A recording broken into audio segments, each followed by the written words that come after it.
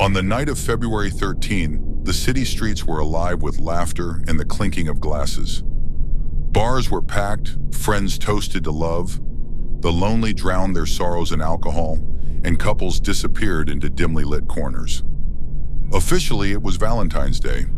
Unofficially, it was the night everyone pretended nothing was happening. The legend was as old as the city itself. Every year on this night, the pale visitor would come. A tall, thin figure wrapped in a flowing, white cloak.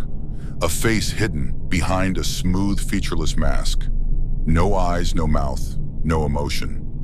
It moved soundlessly through the streets, checking the houses. If an offering of copper coins lay by the door, it passed by. If not, the house became empty. Officials never spoke of it. The newspapers didn't write about it. But everyone knew. Those who forgot to leave an offering simply vanished without a trace. No bodies, no signs of struggle, nothing. Just a hollow, silent house, as if no one had ever lived there at all. Of course, most people laughed it off. No one really believed, but everyone followed the tradition, just in case.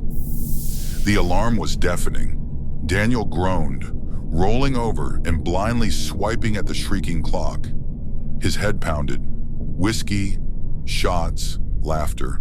The last days of winter outside. Some guy at the bar in a ridiculous sweater covered in hearts. February 14th. A sharp panic stabbed through him. He turned. The bed beside him was empty and cold.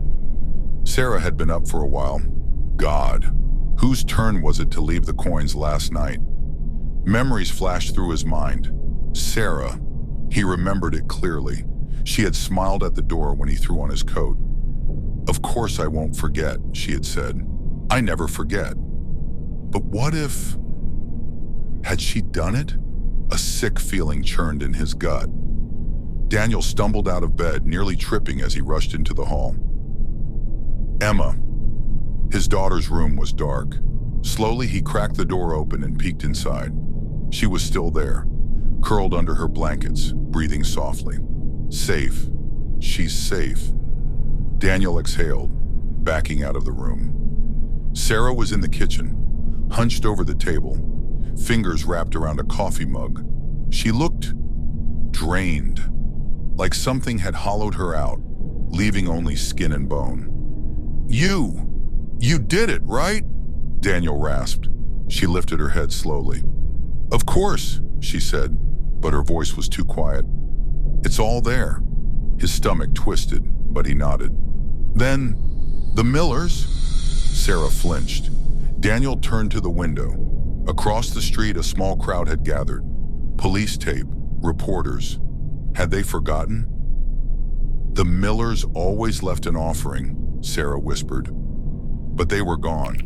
Daniel sank into the chair across from his wife, his hands trembling. "It's fine, right?" he murmured. Sarah nodded mutely. And then, a soft, scratching sound. Slow, deliberate. Fingernails tracing along the front door. Sarah's coffee mug slipped from her hands, shattering against the floor. A sniffle from the hallway. Daniel froze. "Emma." She stood at the top of the stairs, clutching a glass jar. A jar full of real copper coins. A cold knot tightened in his stomach. "Emma, what did you do?" Her small face was wet with tears. I was just playing with them," she hiccuped. "I liked how they sounded.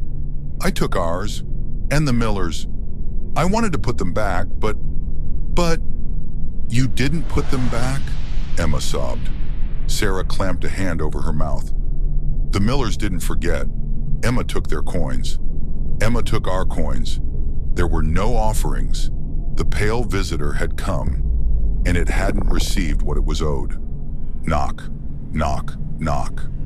A deep, resonant knock rattled the door. Emma screamed. Something sharp dragged across the wood. Sarah's breath came in short, panicked gasps as she stumbled back toward the stairs. The doorknob twitched. "I do not accept fakes." The voice was thick, syrupy, like honey dripping into something rotten. Daniel took a step back, instinctively shielding his daughter. "Please." Sarah whispered. Something slid under the door.